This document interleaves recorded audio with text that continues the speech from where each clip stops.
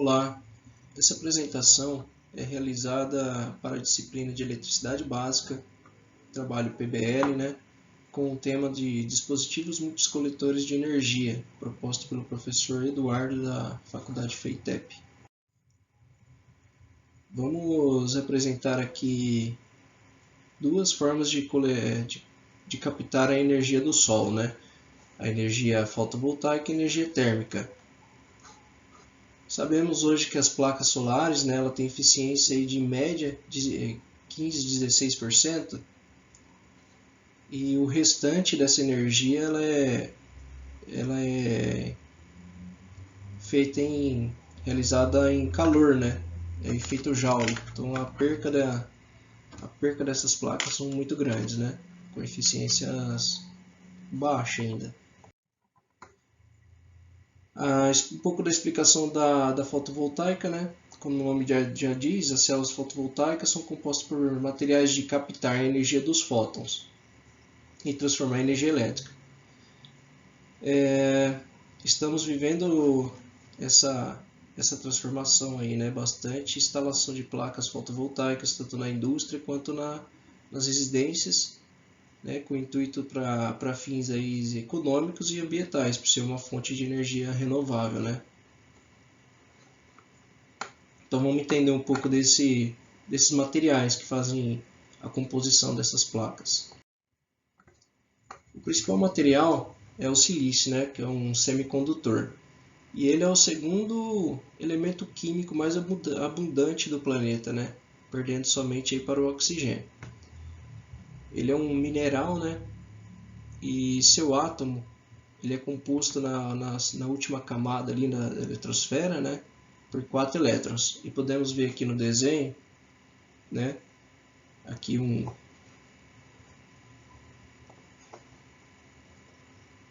átomo de silício, composto aqui, com 4 elétrons em sua camada. Aí a sua estrutura ela vai se conectando aos outros átomos de silício, e aí ele vai compartilhando aqui os elétrons dos outros átomos, vai compartilhando, que é a ligação covalente, E sabemos que para um átomo ficar estável, ele precisa ter esses 8 elétrons em sua última camada. Então, o que é realizado, para que esse material possa modificar sua estrutura? É feita uma dopagem. Nesse caso aqui, é uma dopagem para o material ficar eletricamente negativo. Então, eles fazem uma dopagem aqui com um material que tenha 5 elétrons em sua última camada. Por exemplo, aqui o arsênio, Notamos aqui, que na ligação covalente, ele está compartilhando aqui os elétrons, da última camada com os outros átomos de silício, e sobra um elétron. Sobra um elétron nessa ligação. E sobrando um elétron, a gente pode dizer aqui que fica um elétron livre, no material. E aqui outra demonstração com um material chamado boro. Aqui é o contrário, Usamos aqui um material que tenha um elétron a menos na sua última camada, no caso 3 elétrons. E no compartilhamento aqui, de elétrons de um átomo com outro, notamos aqui que sobra um elétron. E falta um elétron, E essa falta de um elétron aqui nós chamamos de lacuna. Então assim, a placa, a célula solar é basicamente constituída com esse material. E o que acontece quando a luz solar incide nas células, Essa região aqui azul a gente chama de região de depleção do material, Quando a luz solar bate nessas células, o equilíbrio, do material as condições de equilíbrio são perturbadas e os elétrons passam a se movimentarem, né? Então, como tem junções, né, P e N, que chamamos de positiva e negativa, o N vai ficar com um lado mais eletricamente negativo e aqui as lacunas ficam com o lado, né, positivo. Sendo assim, as placas solares, as células solares se polarizam, né? Fica um lado negativo, né? Negativo e um lado positivo. Se ligarmos aqui uns terminais, né? Vai acontecer o que? Um movimento livre de elétrons, né? Vai gerar uma corrente elétrica. E é basicamente esse princípio que funcionam as placas, né? E células fotovoltaicas, captando a energia dos fótons e convertendo em energia elétrica.